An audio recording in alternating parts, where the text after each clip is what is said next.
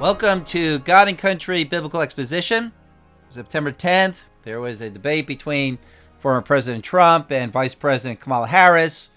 And although this is already old news, there needs to be a debriefing. Christians should be able to discern all of the lies, the obfuscation, the misdirection, all of the spin, without all of the political bias. What's amazing is that those who support the Republican policy platform are saying that Kamala lied 30, 40, 50 times. Trump told the truth, while those who support the Democrat policy platform are saying Trump continually lied and Kamala told the truth. Here's a CNN response to the debate. Quote, Trump again delivered a staggering quantity and variety of false claims, some of which were egregious lies about topics including abortion, immigration, and the economy. Harris was far more accurate than Trump. CNN's preliminary count found just one false claim from the vice president. If you don't get anything else from the debate, just be amazed that a person's worldview determines who they believe is telling a lie and who's telling the truth. People are not objective. People really can't be objective. There's no real objectivity in the sense of neutrality, given the fact that either one has God or one has self as the source of authority. Determining what is right and wrong will change based upon one's source of authority. And of course, this is how it works in the spiritual realm. A person's prior worldview, which is chosen based upon their own moral choice, determines whether one believes the words of God or the words of Satan. In Jesus' day, whether one saw Jesus as a Messiah or whether one saw him as a fraud. It's just all dependent upon one's worldview, one's chosen source of authority. As Jesus said to unbelievers, you do not believe because you do not have God's word abiding in you. John chapter 5, verse 38. For example, those who value their own autonomy first will believe abortion is morally right. Like Harris said in the debate, to tell a woman she can't abort her child is immoral. But those who put the life of others above themselves and above their conveniences, and who believe only God has the authority over life, thou shalt not murder, will believe abortion is morally wrong. It all depends on one's core beliefs concerning one's source of authority, whether God or self. Another example, those who believe people should be allowed to follow whatever desires they have in their heart will believe promoting LGBTQ is promoting morality. But those who believe people's desires can be sinful and perverted and believe that our standard of behavior ought not to be based upon our desires but upon the moral law of God, they will believe a society must reject LGBTQ sexual deviance. So what's really going on in the debate was two worldviews in conflict. And since neither candidate discussed the core worldview differences, the source of authority, it resulted in an elementary school argument. You're a liar. No, you're the liar, but I said it first. Neither candidate was the adult in the room explaining the foundational moral differences between the position on the right and the position on the left. 3 times, Kamala said of Trump, you're going to hear a bunch of lies coming from this fellow. Well, they were lies for her, but were they really lies? When Trump said that the courts didn't address the election fraud because the judges claimed Trump didn't have standing, was that a lie? When Trump blamed the increase in crime on immigration, was that a lie? When Trump said Harris was the border czar, was that a lie? Maybe Biden didn't use that specific title, but all of the leftist media called her by that title. And by its very definition, Biden did give her the task of managing the border. But according to CNN, all of those were lies. Yet there is factual data supporting Trump's claims, but that data doesn't fit the way CNN interprets the data. So judging the debate really becomes a matter of perspective, perception, emphasis, the way people see the world, often judging according to appearances, not righteous judgment, indicting the person by catching them in a word that can be twisted to mean something else. Isaiah chapter 29, indicting the person in the right with meaningless arguments. For example, Trump spoke about Harris as being for radical abortion. Up to and even after the moment of birth, if the child ends up in an unsuccessful abortion. Trump described it as an execution. And Trump referenced the former governor of Virginia saying, quote, the baby will be born and we will decide what to do with the baby. In other words, we can execute the baby. And then Trump went on further with a very mangled explanation. The moderator, Lindsey Davis, interjected, there is no state in this country where it's legal to kill a baby after it's born. Well, first, it's obvious that Donald Trump was speaking about babies born in botched abortions, not all babies. And second, it is legal to withhold aid and hence kill a baby that is born in an abortion procedure in 3 states, New York, Illinois, and Minnesota. And I believe there's between 25 and 30 states that protect the life of a child born in abortion. In fact, it was Harris's own running mate, Governor Walz, who removed the legal protections previously in place for babies born in abortion. And in 2019, the U.S. Senate held a cloture vote on the Born Alive Survivors Protection Act. The bill failed, with 44 Democrats opposing the legislation, including now Vice President Kamala Harris, who was a senator at the time. And in 2020, the bill failed again, with Harris voting against it a second time. So she does believe in killing babies after they're born. The problem was Trump was not prepared to share that truth about Harris's record. If he were, at that point and many other points, he would have won the debate. But here's the point. The left and the moderator believed that Trump was lying because they misrepresented what he was referring to. They even defined the words such as baby and born and alive different than pro-lifers. And if they were appalled and disgusted by abortion, they wouldn't have heard what Trump said the way they heard it. But because the left supports abortion, they read into Trump's statements what they wanted to hear. And the whole debate was like this.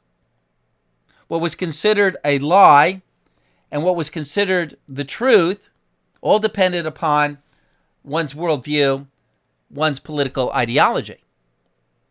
Now, the biblical prophets would often condemn the religious and the political leaders of their day for their lies. Jeremiah 9:3, they bend their tongue like their bow. Lies, not truth, prevail in the land, for they proceed from evil to evil, and they do not know me, declares the Lord. Isaiah 59, your hands are defiled with blood, and your fingers with iniquity. Your lips have spoken falsehood. Your tongue mutters wickedness. No one sues righteously. No one pleads honestly. They trust in confusion and speak lies. They conceive mischief and bring forth iniquity. Isaiah 59:13, transgressing and denying the Lord and turning away from our God, speaking oppression and revolt, conceiving in and uttering from the heart lying words. Justice is turned back and righteousness stands far away. Truth has stumbled in the streets, and uprightness cannot enter. Now, when the prophets spoke about lies, they were mainly referring to worldview lies, not individual falsehoods like, I didn't spend money on such and such a project, or I didn't say such and such, although those lies were certainly in the mix. The lies the prophets were primarily referring to were lies such as, we are good people, and child sacrifice is not murder. Jeremiah chapter 2, verse 35, yet you say I'm innocent of shedding innocent blood. Jeremiah 8, that Babylon will not invade Israel, and the temple of God will never be destroyed. Jeremiah chapter 8, verse 11, they heal the brokenness of the daughters of my people superficially, saying peace, peace, but there is no peace. Jeremiah 14:13, but Lord God, I said, look at the prophets. They're telling them, you will not see the sword, nor will you have famine, but I will give you lasting peace in this place. These lies were false ideologies, false hopes, false theological lies, false views of God, like the system of Marxism, or feminism, or pro-abortion, or queer theory. Those are lies. They're lies based upon one's broader worldview concerning what is right and wrong. And such lies cannot be directly fact-checked except through divine revelation, written in natural revelation. So the false prophets would call Jeremiah a liar because he came with God's standards of righteousness, which they didn't believe in, so they considered it a lie. And Jeremiah would call the false prophets liars because they promoted the big satanic lie, paganism, a pagan worldview. Now, all of the other factual lies were certainly there, and they were simply a way to support the bigger worldview lie. And the way information and data were interpreted was based upon those bigger worldview lies. It was the worldview lies in the debate that were the bigger significant lies. The Roman chapter 1 lie. They exchanged the truth of God for the lie. The Revelation 22:15 lie. Everyone who loves and practices the lie. Now, in the debate, the moderators violated the terms of the debate and interjected their own opinions and fact-checking. At least 4 times against Trump and never once against Harris. And there were plenty of clear falsehoods that they could have stopped Harris on. Her claim that police died on January 6th. Her claim that Trump said there are good people on both sides. Her claim that Trump said there would be a bloodbath in the 2024 election. Her claim that Trump was against IVF. But the moderators freely corrected Donald Trump so that Trump had to not just debate Harris, but also Lindsey Davis and David Muir. Now, it would be one thing if their fact checks were correct. But the irony was that every single one of their fact checks were proven to be lies, so they lied just as much as Harris. The first erroneous fact check, I already pointed out, Lindsey Davis claiming that there is no state in this country where it is legal to kill a baby after it's born. That's false. In botched abortions, it's legal in 3 states. The second fact check was Trump's statement that thousands of Haitian immigrants who have been shipped into Springfield were eating people's dogs and cats. They're eating the pets. Now, this was a news story that had just broken the day before, and most people didn't know about it, so Trump shouldn't have even referenced it. Plus, it is not the major problem with these immigrants in Springfield. And I'll get around to discussing Trump's mistakes in the debate in a moment. But David Muir responded, I just want to clarify here. you bring up Springfield, Ohio, and ABC News did contact the city manager. He told us that they had no credible reports of pets or specific claims of pets being harmed, injured, or abused by individuals in the immigrant community. So Muir is telling the truth concerning what the city manager said, but it's not the truth of what's happening in Springfield. Anyone can find someone who claims the opposite of what's really happening. Muir is quoting one government employee and ignoring all the other public testimony. So in this, Muir is not fact-checking, but trying to prove Trump wrong by quoting one person. And Trump did a good job in correcting Muir by pointing out, of course, that's what the city manager is going to say to cover himself, but listen to the people. The third fact check, Trump said crime was up.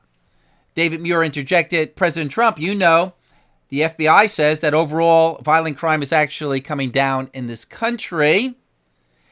And so Trump has to debate David Muir and tell him that it's been widely reported and has been known for some time now, and it's been uncovered that the FBI report was deliberately misleading because the crime rates of 30 cities were excluded from the report, and all other legitimate reports show that crime is up. David Muir apparently doesn't read fact checks from conservative media. The fourth fact check. After Trump said there is so much proof that he did not legitimately lose to Joe Biden in the 2020 election, Muir responded, we should just point out here as clarification, 60 cases in front of many judges, many of them Republicans, looked at it and said there was no widespread fraud. Well, this is a talking point Harris and the Democrats have used, but Muir took Harris's side and said it for her. And Trump had to correct Muir because these judges did not rule in any legal sense that there was no widespread fraud. The case was never tried. They simply said they would not take the case, mostly on the pretext of Trump not having standing. The courts didn't want to touch the issue. So those were the major false fact checks. And there were plenty of other biased comments and loaded questions from the moderators. The moderator, Lindsay Davis, later admitted that ABC planned to fact check Trump because, quote, they did not want a repeat of what happened in the last debate, wherein Trump was given free rein and the moderators limited themselves to asking questions and enforcing time limits, unquote. So this time, moderators wanted to join the debate and correct Trump. They had to refute what they believed were Trump's lies. However, the legitimacy of Trump's statements were determined by their ideology, not the facts. So I listened to the debate and then read the transcript. And the amazing thing is that if you read the transcript, Trump won the debate. But if you listen to the debate, the tone, the perceptions make it seem as if Kamala won.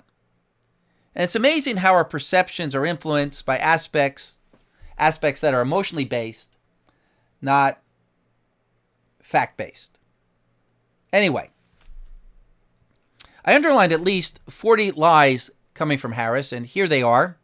As I go through them, ask yourself, what is really going on in these statements? First lie. She said, I'm actually the only person on stage that has a plan. Well, that's really just a ridiculous comment. Of course, Trump has a plan. She might not like the plan, but it's a plan.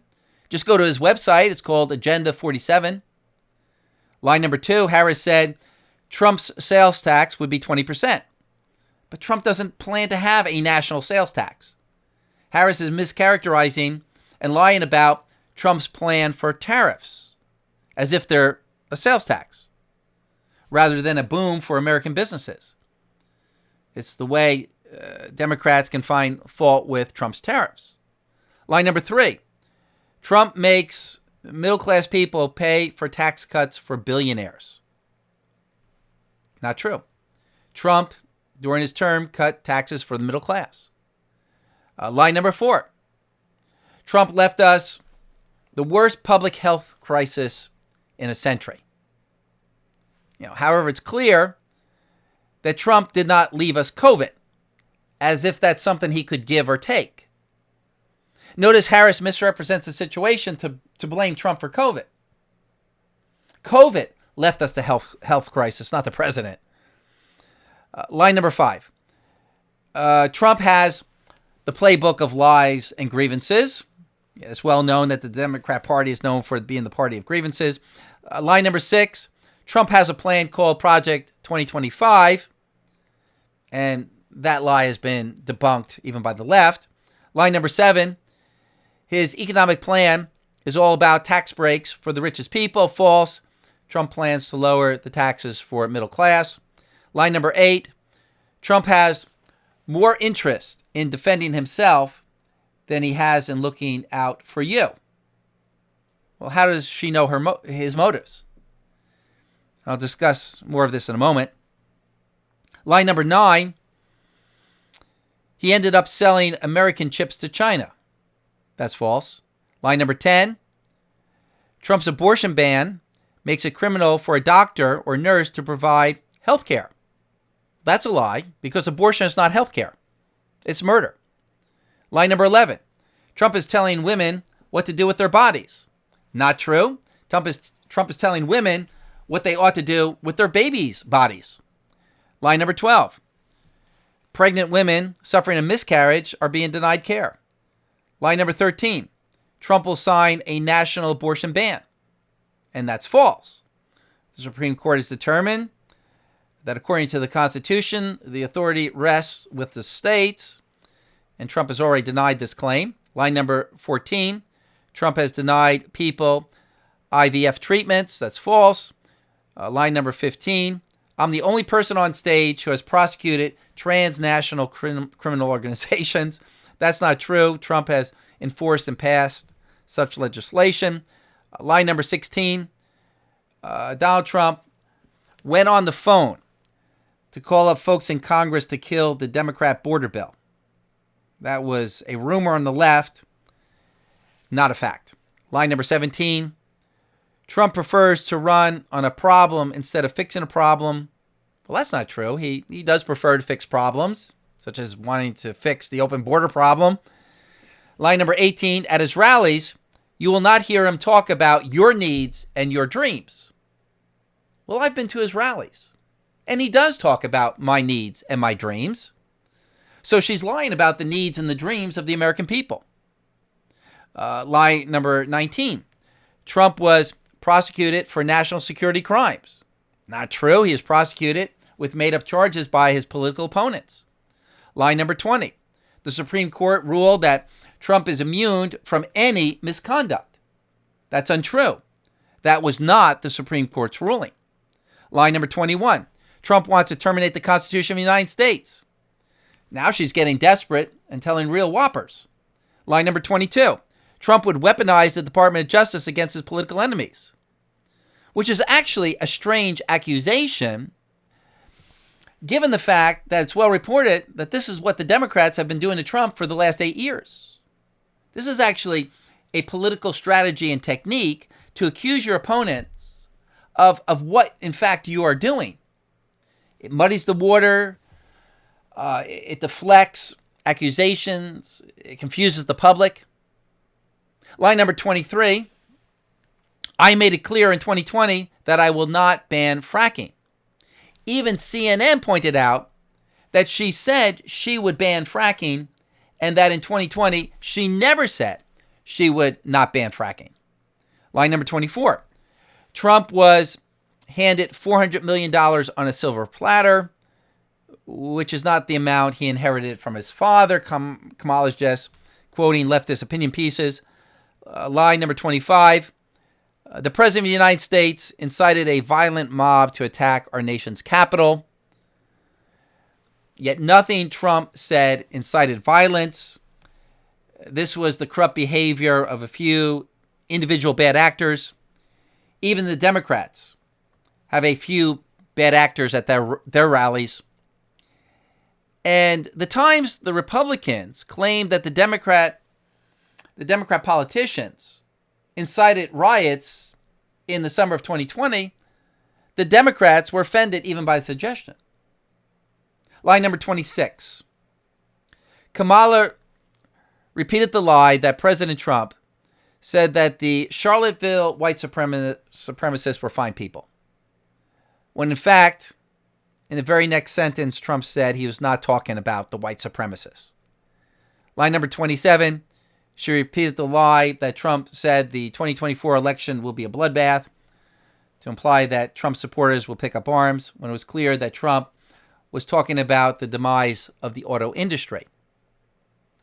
But just like the leftist media, Harris selectively misquotes Trump, taking statements out of context to paint a negative picture of Trump, and that's lying.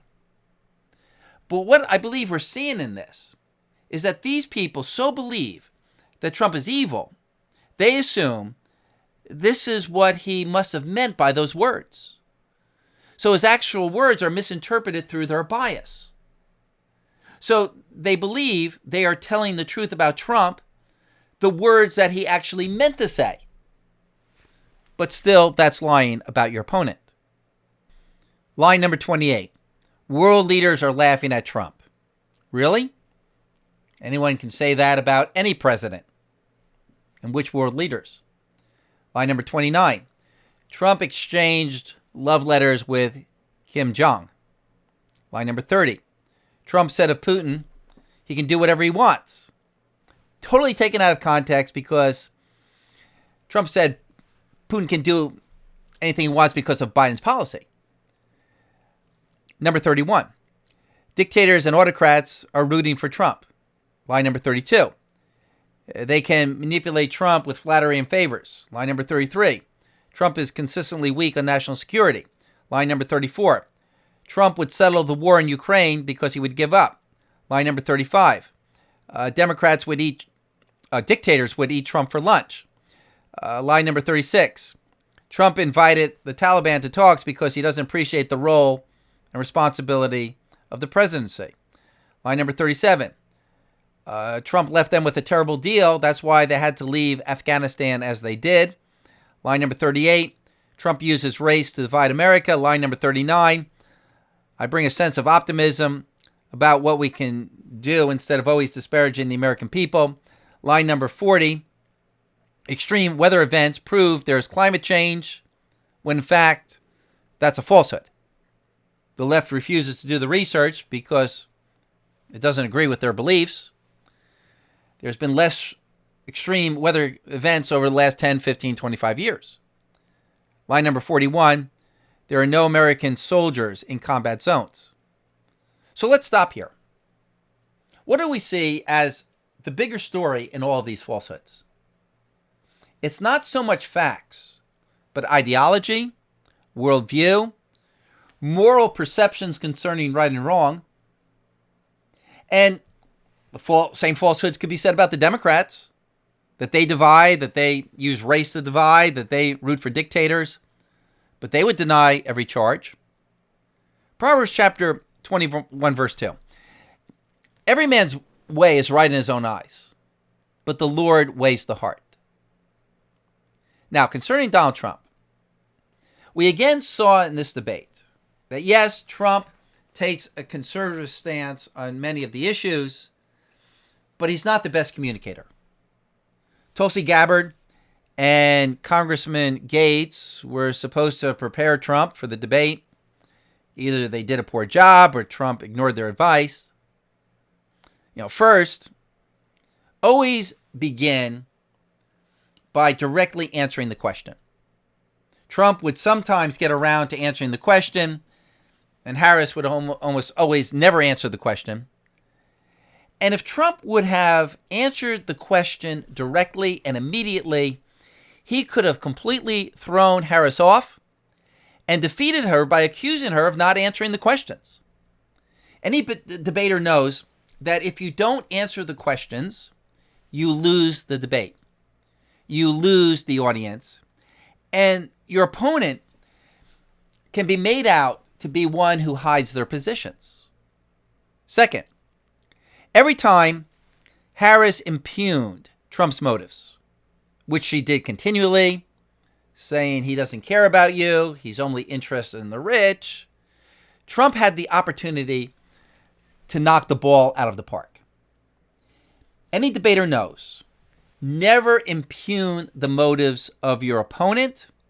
Never resort to character assassination, because your opponent can then turn on you and legitimately accuse you of ad hominem arguments and make you look really mean and petty, as if you're using personal character assassinations to avoid the issues, and that those character assassinations are subjective and can be said by anyone. Trump should have gone after her for her methods of debating and her flip-flopping. But Trump took the bait and tried to defend himself against the character attacks rather than demeaning her for using such silly attacks. Third, Trump should have been better prepared to answer the questions with facts and dates and quotes. Trump was generally prepared, but not enough. Now, there are some who are claiming on the right that ABC gave Kamala the questions beforehand. But everyone knew the questions beforehand. They were the same questions as the last debate: the economy, the war in Ukraine, immigration, abortion, January 6th, and racism. Anyone could have predicted those questions. So in short, the poor debate performance on both sides was simply a lack of wisdom. Ecclesiastes chapter 9, verse 17. The words of the wise, heard in quietness, are better than the shouting of a ruler among fools. We heard a lot of shouting of rulers among fools. Remember how Jesus answered his opponents? He shamed his opponents, never lost a debate. Ecclesiastes chapter 9, wisdom is better than weapons of war. Now for me, the debate was just another reminder that Trump is not the perfect candidate. But he just happens to be the one we have right now on the conservative side. I fully expect to be disappointed by Trump, whether he wins or loses. Just the same way that even all of the good kings of Israel disappointed at some point. God's people were disappointed with King David, with King Jehoshaphat, even with King Josiah. None were perfect in their administrations. They all had bad policies. They all misspoke. They all didn't fully follow the law of God. Hence, we're told in Scripture, Psalm 146:3, do not trust in princes, in mortal man, in whom there is no salvation. Psalm 118, it's better to take refuge in the Lord than to trust in man. It's better to take refuge in the Lord than to trust in princes. Isaiah chapter 2, stop regarding man, whose breath of life is in his nostrils, for why should he be esteemed? Psalm 62:9, men of low degree are only vanity, and men of rank are a lie. Donald Trump has feet of clay. Only God is our Savior. Now, as far as debate results, it's not really who performs better, but who moves the public. Trump had enough warnings in the debate concerning illegal immigration destroying our country, concerning the current Biden-Harris policy of using Ukraine as a proxy to go to war with Russia, which could result in World War III. Fear drives elections. Fear of war, fear of economic collapse, fear of crime. So there's really no way to predict the outcome of this election, regardless of the polls, because over the next few months, news of economic changes, news of war, news of domestic threats could change everything. And who knows what will become of the general mood of the country next month. You know, it's amazing how a certain mood can fall over a country and how that mood determines an election. And this is how God puts into office the man he wants to rule, either for blessing or curse. Psalm 75. Not from the east, nor from the west, nor from the desert comes exaltation, but God is the judge. He puts down one and exalts another. Thanks for listening. Stay in the Word, and may Jesus Christ reign.